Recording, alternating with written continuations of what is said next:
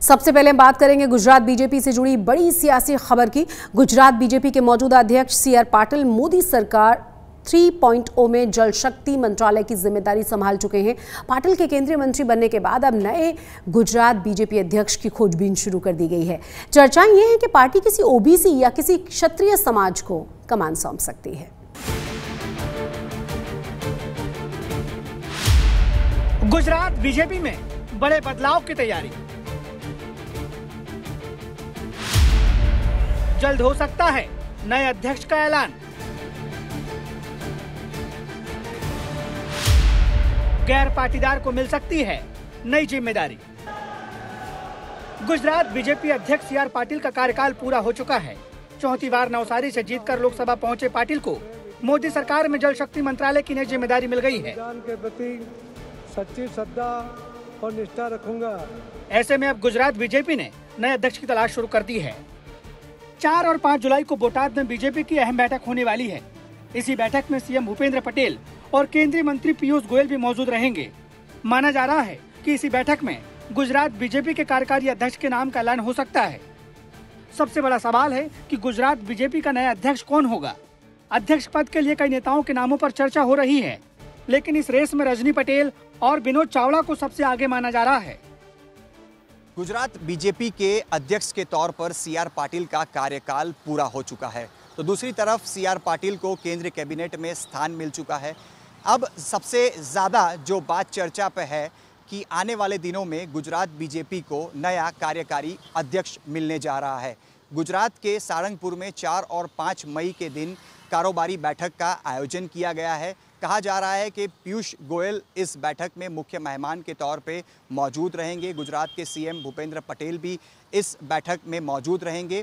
इस बैठक के जरिए गुजरात को कार्यकारी अध्यक्ष मिल सकता है। गुजरात बीजेपी को जो कार्यकारी अध्यक्ष के तौर पे मिलने जा रहे हैं, अगर इनमें सबसे मुख्य 2 नामों की चर्चा करें तो मौजूदा बीजेपी के महामंत्री रजनी पटेल और विनोद चावड़ा का नाम सबसे आगे बताया जा रहा है। अब देखना ये होगा कि बीजेपी के नए गुजरात के कौन कार्यकारी अध्यक्ष होंगे, किनके नाम पर आखिरी मुहर 5 जुलाई तक लगाई जाएगी।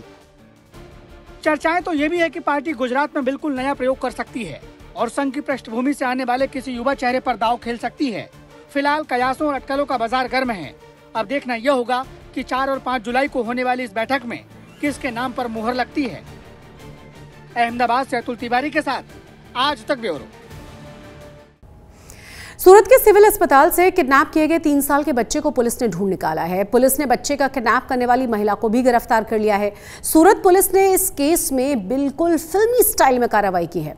पुलिस की 23 टीमें बनाई गई थीं और 1000 सीसीटीवी कैमरों को खंगाला गया था और आखिर में बच्चे को सुरक्षित बरामद कर लिया गया। 2 दिन पहले सूरत के इसी अस्पताल के जीवन वार्ड से एक 3 साल का बच्चा अचानक गायब हो गया था। बच्चे के गायब होने से अस्पताल में अफरा तफरी मच गई। बच्चे को अस्पताल के हर वार्ड में ढूंढा गया। जब बच्चा नहीं मिला तो मामला पुलिस के पास पहुंचा। पुलिस ने सबसे पहले अस्पताल में लगे अलग अलग सीसीटीवी कैमरे खंगालना शुरू किया और इसी दौरान पुलिस को लाल रंग के कपड़े पहने ये महिला नजर आई जो बच्चे को अपने साथ ले जा रही है। एक 3 साल के बच्चा की किडनैपिंग हुई। ये लगभग 4 साढ़े 4 बजे घटना हुई। उसके बाद 1 घंटे बाद पुलिस को इन्फॉर्मेशन मिली। पुलिस तुरंत हॉस्पिटल पहुंच के सारे सीसीटीवी कैमरास को खंगालना चालू किया और उसमें ये पता चला कि एक लेडी है जो रेड कलर की कपड़े पहने हुए और बच्चे को लेके जा रही है। उसके आधार पर इमीडिएटली जो है इसके गंभीरता को लेते हुए 23 टीमें हम लोगों ने बनाई, जिसमें क्राइम ब्रांच की टीम, एसओजी की टीम, पीसीबी की टीम और हमारी जो स्थानीय पुलिस की जो खड़ोदरा पुलिस और उनके एसीपी वगैरह की टीम, ये सब इसमें लग गई। आरोपी महिला तक पहुंचने के लिए पुलिस कमिश्नर ने 23 टीमें बनाई, जिनमें करीब 200 पुलिसकर्मियों को शामिल किया गया और फिल्मी स्टाइल में आरोपी महिला और बच्चे की तलाश शुरू कर दी गई। जल्द ही पुलिस की मेहनत रंग लाई और शहर के बहस्तान इलाके से बच्चे को सही सलामत बरामद कर लिया। साथ ही आरोपी महिला को भी दबोच लिया। लगभग हम लोगों ने 1000 जितने सीसीटीवी कैमरा को पूरा एनालिसिस करते हुए, पूरा लिंक निकालते हुए कि ये सुबह किस एरिया से लेडी आती है, किस बस में बैठ के गई, कहाँ पे गई, उसके पूरे मोमेंट को ट्रेस करते रहे। साथों साथ हमारी जो टेक्निकल जो टीम थी वो अलग से काम कर रही थी उसमें अलग अलग जो हमारे कॉल डिटेल्स भी हम लोग इन्वेस्टिगेट कर रहे थे। फिर ये 24 घंटे तक कंटिन्यूअस लगभग 200 आदमी की टीम काम करते करते हम लोग को सफलता मिली। अस्पताल से किडनैप किए गए बच्चे की मां अभी भी सहमी हुई है और बच्चे को सही सलामत पाकर सूरत पुलिस का शुक्रिया अदा कर रही है। मेरा बच्चा कल से गुम हो गया था। बाद में बहुत ढूंढे, फिर बाद में पुलिस को भी इन्फॉर्म किया। उसके बाद बहुत मेहनत किए सब लोग, बाद में जाके मेरा बच्चा मिला। सबको ढूंढते, कटोदरा वाले, सूरत का सभी लोग मिलके ढूंढे। बहुत मेहनत करने के बाद मेरा बच्चा मिला।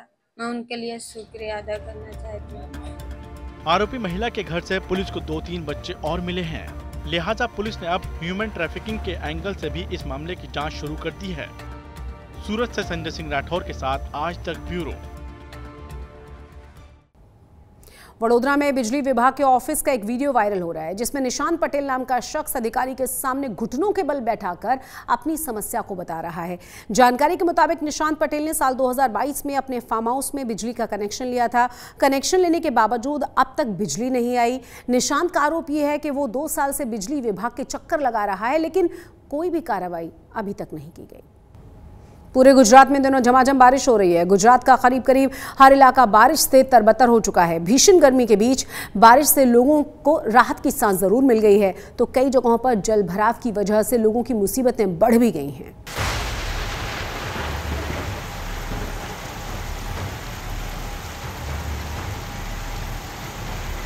गुजरात में मानसून की रफ्तार तेज हो गई है। कई जिलों में झमाझम बारिश हो रही है।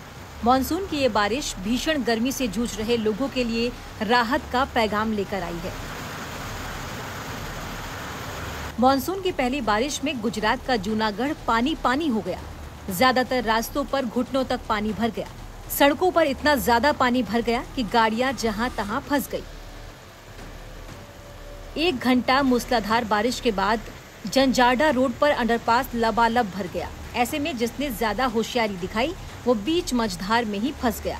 कई गाड़ियां और बाइक पानी में ही बंद हो गई, जिन्हें धक्का मारकर ले जाना पड़ा। मौसम विभाग ने भी पूरे गुजरात में बारिश का अलर्ट जारी किया है। मध्य गुजरात में साइक्लोनिक सर्कुलेशन की वजह से राज्य के कई हिस्सों में भारी बारिश का अनुमान है। समुद्र में 45 किलोमीटर प्रति घंटे की रफ्तार से हवाएं चलने की संभावना है। ऐसे में मौसम विभाग द्वारा मछुआरों को समुद्र में न जाने की चेतावनी दी गई है। आने वाले दिनों के लिए जो गुजरात स्टेट के लिए फोरकास्ट दिया जा रहा है वो आज की बात करेंगे। डे 1 के लिए तो गुजरात रीजन के लिए जहां पर हैवी रेनफॉल की वार्निंग है वो डिस्ट्रिक्ट है बनासकांठा, पाटन, साबरकांठा, बड़ोदरा, छोटा उदयपुर, नर्मदा, भरूच, सूरत, डांग और तापी के लिए हैवी रेनफॉल की वार्निंग है और साथ में थंडरस्टॉर्म की भी वार्निंग है। और डे 2 की बात करेंगे तो डे 2 के लिए नवसारी, वलसाड़, दमन और दादरा नगर हवेली के लिए हैवी रेनफॉल की वार्निंग है और साथ में थंडरस्टॉर्म की वार्निंग है और साथ में बनासकांठा के लिए भी हैवी रेनफॉल की वार्निंग है। मौसम विभाग के मुताबिक 30 जून तक बारिश जारी रहने की संभावना है। भारी बारिश की संभावना को देखते हुए द्वारका में एनडीआरएफ की तैनाती भी कर दी गई है। हमारी एक टीम यहाँ द्वारका में आई है। पूर्वानुमान था कि 2-3 दिन में कि बहुत बारिश होने वाली है यहाँ, तो डिस्ट्रिक्ट की तरफ से और एससीओसी की तरफ से हमको रिक्वेशन लेटर आया, तो हमारी एनडीआरएफ टीम यहाँ पर प्लेस्ड हुई है। अभी दिन फिक्स नहीं है, वो डिपेंड करता है मौसम कितना ख़राब रहता है। कम से कम 1-2 महीना तो जनरली रहती है डिप्लॉयमेंट में, बाकी डिपेंड करता है डिस्ट्रिक्ट पे और अगर अदर डिस्ट्रिक्ट्स पे कि उनकी रिक्वेशन और कितनी बढ़ जाती है, कहाँ टीम की ज़्यादा डिप्लॉयमेंट है या कहाँ ज़्यादा डिमांड है, उस हिसाब से हम मूव भी कर सकते हैं। लेकिन फिलहाल अभी यहाँ हम सिचुएटेड हैं। वैसे तो गुजरात में मानसून की एंट्री 11 जून को ही हो गई थी, लेकिन मानसून ने रफ्तार अब पकड़ी है। गुजरात के कई जिलों में बारिश का दौर शुरू हो चुका है। कई जगह इतनी बारिश हुई कि सड़कों गलियों में जल भराव हो गया। कई इलाकों में लोगों के घर और दुकानों में पानी घुस गया, लेकिन गर्मी से निजात मिलने की खुशी उनके चेहरे से साफ झलकती है। आज तक ब्यूरो। मशहूर कारोबारी मुकेश अंबानी के बेटे अनंत और राधिका मर्चेंट की शादी में अब चंद दिन बाकी रह गए। ऐसे में पूरा का पूरा परिवार शादी की तैयारियों में जुटा हुआ है। वीवीआईपी मेहमानों का परिवार के लोग खुद पहुंचकर उन्हें शादी के लिए इनवाइट कर रहे हैं। अंबानी परिवार में शहनाई गूंजने वाली है। पूरा अंबानी परिवार इस मेगा सेलिब्रेशन की तैयारियों में लगा हुआ है। अनंत अंबानी और राधिका मर्चेंट की शादी को चंद दिन ही बचे हैं, लिहाजा वीवीआईपी गेस्ट को शादी का कार्ड देने के लिए परिवार के सदस्य खुद जा रहे हैं। अनंत अंबानी और राधिका मर्चेंट को साथ लेकर मुकेश अंबानी सीएम एकनाथ शिंदे के आवास पर पहुंचे और उन्हें शादी का न्योता दिया। मुकेश अंबानी की पत्नी नीता अंबानी भी शादी की तैयारियों में जुटी हुई हैं। नीता अंबानी अपने बेटे अनंत की शादी का इनविटेशन कार्ड लेकर काशी पहुंची और बाबा विश्वनाथ के चरणों में शादी का कार्ड अर्पित करके उन्हें शादी का निमंत्रण दिया। अभी मैं बाबा के दर्शन करके आई हूँ और I am feeling very blessed. जैसे आपको मालूम है, हमारे हिंदू धर्म में सबसे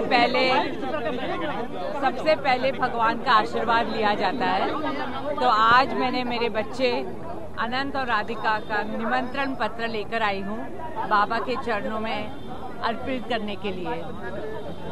बहुत खुशी का। इस दौरान नीता अंबानी ने कहा कि अनंत और राधिका की शादी के बाद वो उनके साथ काशी आएंगी।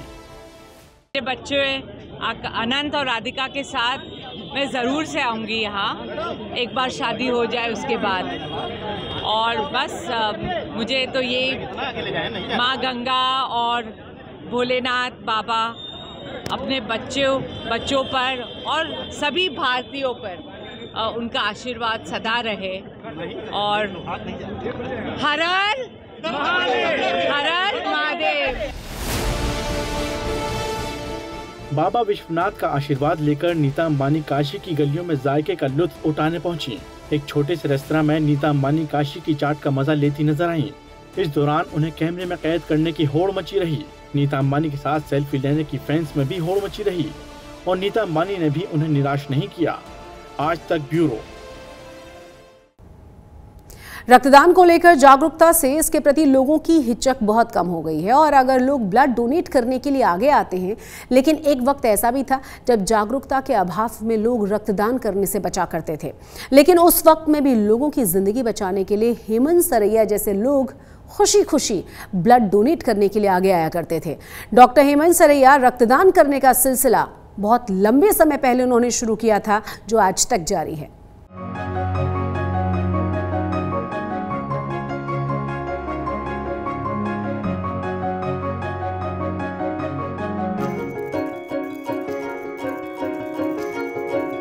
रक्तदान पुण्य का वो काम है जिससे मिलता है लोगों को जीवन का दान, और यही काम कर रहे हैं हेमंत सरैया, जो खुद एक डॉक्टर हैं। अहमदाबाद के Gujarat cancer and research institute में कंसल्टेंट प्लास्टिक सर्जन के तौर पर कार्यरत डॉक्टर हेमंत सरैया ने बुधवार को 175वीं बार ब्लड डोनेट किया। 62 साल की उम्र में भी आज ये ब्लड डोनेट कर रहे हैं ताकि इसके जरिए जरूरतमंदों का जीवन बचाया जा सके।